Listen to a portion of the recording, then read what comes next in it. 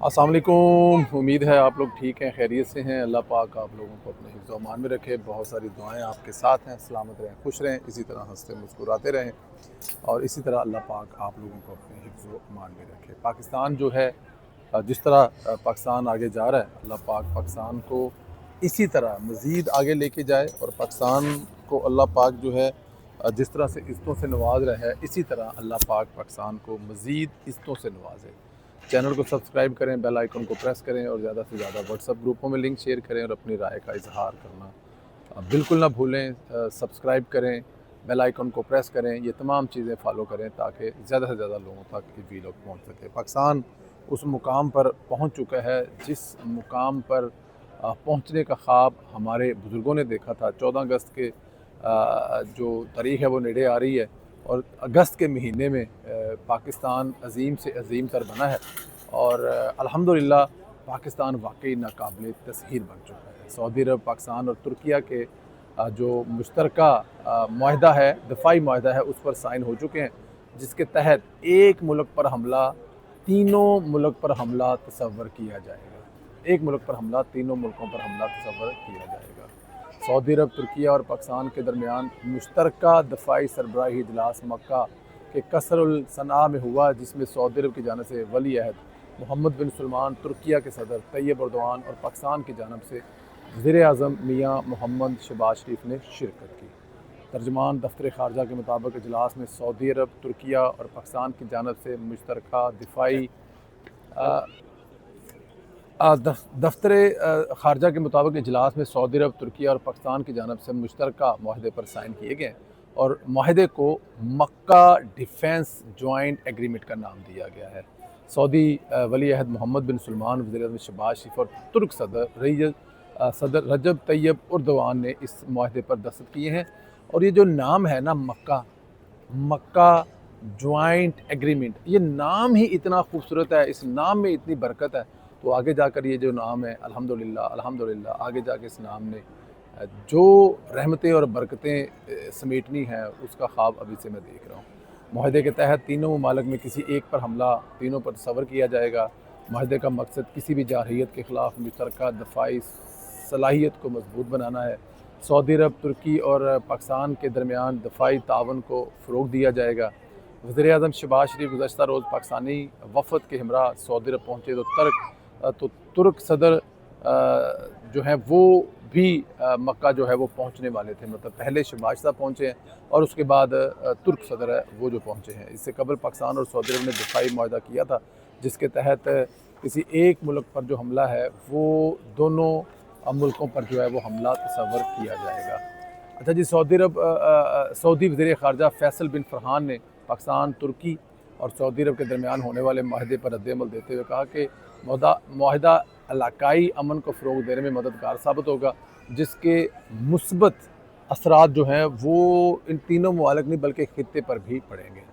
Saudi वज़ीर ख़ारजा फ़ैसल बिन फ़रहान ने कहा है कि मुश्तरका दफ़ाई मुआहदा पाकिस्तान और तुर्किया के साथ मज़बूत तल्लुकात की अक्कासी करता है। उन्होंने मक्का माहदे को तुर्किया और पाकिस्तान के साथ ताउन में एक अहम संग मील करार दिया है और कहा है कि मक्का मुआहदा अमन और इस्तेहकाम के तहफ़्फ़ुज़ के लिए मुश्तरका सियासी अज़म को ज़ाहिर करता है। फ़ैसल बिन फ़रहान ने मज़ीद कहा कि मुआहदा इलाकाई अमनो अमान को फ़रोग़ देने में मददगार साबित होगा, जिसके मुस्बत पहलू हैं वो हमें नज़र आएंगे।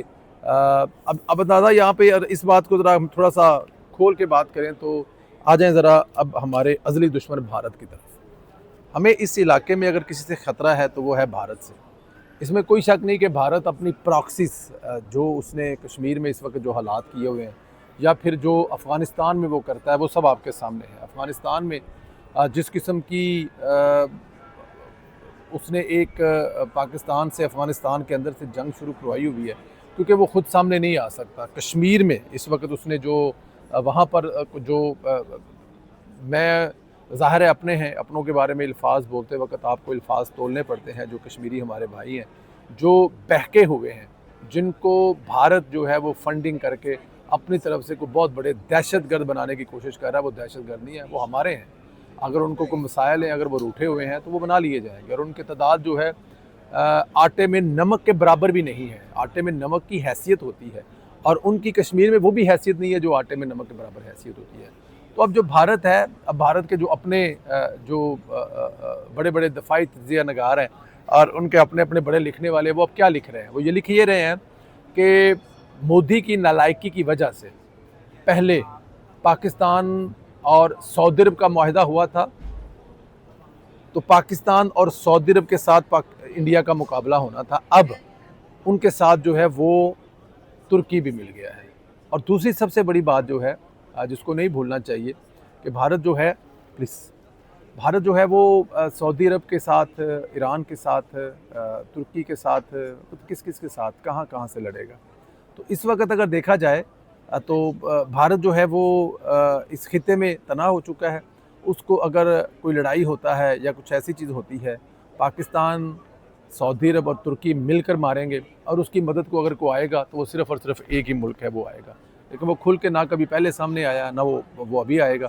वो ज़्यादा से ज़्यादा अपना सामान दे देगा। आप समझ रहे हैं मैं जिसकी बात कर रहा हूँ, क्योंकि वही मोदी का यार रह गया।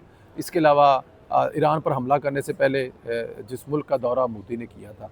तो पाकिस्तान में शहबाज शरीफ साहब जो हैं, मैं दाद दूँगा, फील्ड मार्शल सैयद आसम मुनीर को दाद दूँगा कि ये साल सवा साल पहले होने वाला मार का हक़ की कामयाबियों का सिलसिला अल्हम्दुलिल्लाह हम खींच के वहाँ ले गए हैं जहाँ से पूरी दुनिया आप 3 ममालिक को देख रही है। इसको मुस्लिम नेटो भी कहा जा रहा है। इससे पहले भी कोशिशें की जाती रही हैं। जुल्फ़िकार अली भुट्टो ये भुगत चुका है, लेकिन ज़माना तब्दील हो गया, ज़माना बदल गया। बहादुरों की कदर व मंज़िलत है। इस वक्त फील्ड मार्शल की बहादुरी के किस्से और वज़ीर-ए-आज़म शहबाज शरीफ साहब की लीडरशिप के किस्से जो हैं वो पूरी दुनिया में सुनाए जा रहे हैं। तो भारत जो है दोबारा इस किस्म की हरकत करने से पहले 465 दफ़ा सोचेगा। इन तीनों मुल्कों के मिल जाने से ताकत कितनी बड़ी हो जाएगी, ये जानना बहुत ज़रूरी है कि कितने तगड़े हो जाएंगे हमारे तमाम ममालिक अगर तीनों ये मिल जाएंगे। मक्का माहदे का खुलासा सिर्फ ये है कि 170 एटमी हथियार जो हैं वो इन तीन मुल्कों को मिलाकर टोटल बनते हैं 170। G20 की रुकनीत जो है उसमें जो आपका तुर्की जो है वो शामिल है, और इंशाअल्लाह ताला सऊदी अरब और पाकिस्तान भी मेरे ख़्याल में बड़े नज़दीक हैं। ओपेक की क़यादत जो है वो इन 3 मुल्कों के पास है, क्योंकि ओपेक की क़यादत जो है वो सऊदी अरब कर रहा है। नेटो की रुकनीत और नेटो की सबसे बड़ी फ़ौज में से एक बड़ी फ़ौज जो है वो तुर्की की है। तो ये तीनों मुल्क जो है नेटो के इस बड़ी फ़ौज को भी क्लेम कर सकते हैं।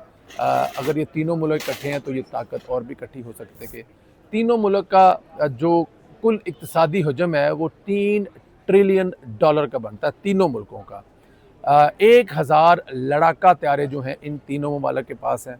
अफवाज में कुल 2 मिलियन 20 लाख एहलकार जो हैं ये इन तीनों ममालिक के मिलकर बनते हैं। 7000 टैंक इन तीनों ममालिक के बन के मिलते हैं।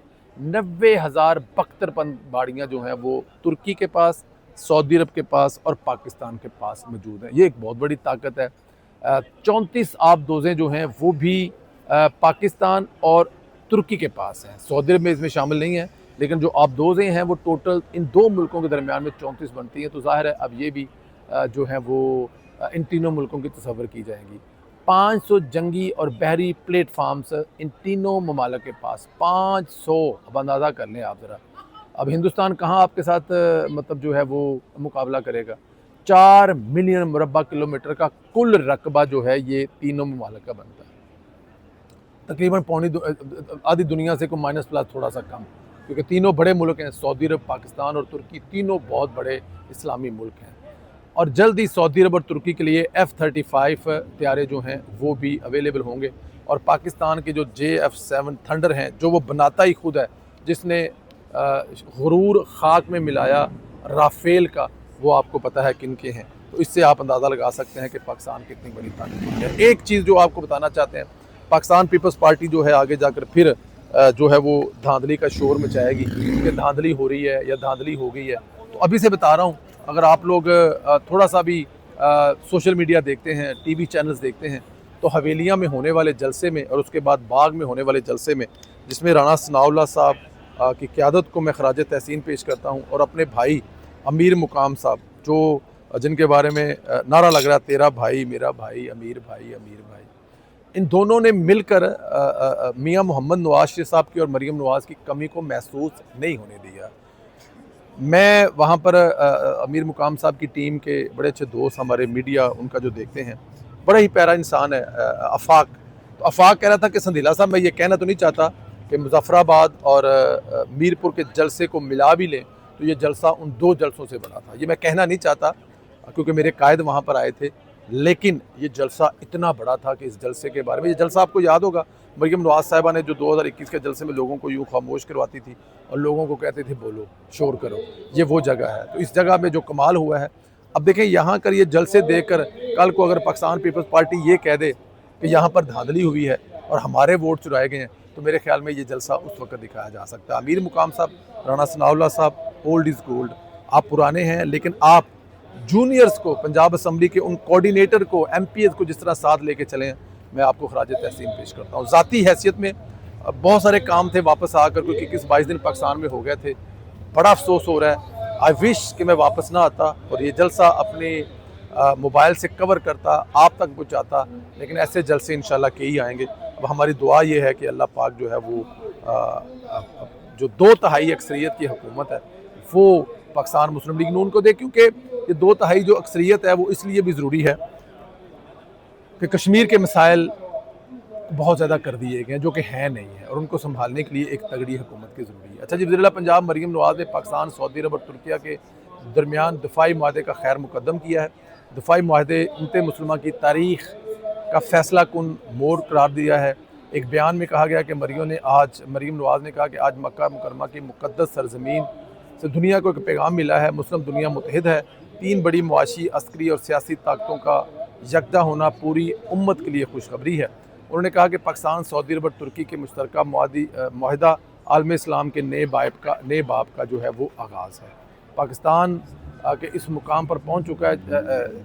ये एक बहुत बड़ी बात है जी कि मरीम नवाज़ साहिबा जो हैं वो भी वही बात कर रही हैं, जिसकी मरीम नवाज़ का ये भी कहना था कि वज़ीर-ए-आज़म और फील्ड मार्शल आसिम मुनीर का सऊदी तुर्क क़यादत के साथ मिलकर कौम का सर फ़ख्र बुलंद किया है, और दफ़ाई मुआहदे से न सिर्फ हमारी सरहदें महफूज होंगी बल्कि उम्मत मुस्लिमा का सर फ़ख्र से बुलंद होगा। और मक्का दफ़ाई मुआहदे ने इस्लामी दुनिया पर एक मोहर साबित कर दी है कि पाकिस्तान जैसा है जो है वो कोई भी नहीं है, और इसमें कोई शक भी नहीं है। जो मरीम नवाज़ साहिबा कह रही हैं इसका कोई तोड़ भी नहीं है। वज़ीर-ए-आला पंजाब मरीम नवाज़ शरीफ ने सुथरा पंजाब के प्रोग्राम के तहत सूबा भर में सफाई के मेयार को मज़ीद बेहतर बनाने का हदफ जो है वो करार दिया है। उन्होंने कहा जी, काम ना करने वाले के लिए ज़ीरो टॉलरेंस है। वज़ीर-ए-आला मरीम नवाज़ शरीफ के ज़ेर सदारत सुथरा पंजाब से मुतल्लक़ ख़ुसूसी जायज़ा इजलास हुआ, जिसमें सूबे के मुख्तलिफ अज़ला में सफाई की सूरत हाल और प्रोग्राम की कारकर्दगी का जायज़ा लिया गया। वज़ीर-ए-आला ने मार्केटों, बाज़ारों और कमर्शल एरियाज़ में यकसा तरह के डस्टबिन और गार्बेज बैग इस्तेमाल करने का हुक्म दिया है। कमर्शल इलाकों से वेस्ट उठाने के लिए बाकायदा औकातकार जो है वो मतलब कि टाइम बनाए जाएंगे कि कितने बजे आकर उठा कर लेके जाएंगे, कितने बजे आएंगे। सुबह 5 बजे मरकज़ी सड़कों की सफाई धुलाई का काम जो है वो तेज़ करने की हदायत की गई है।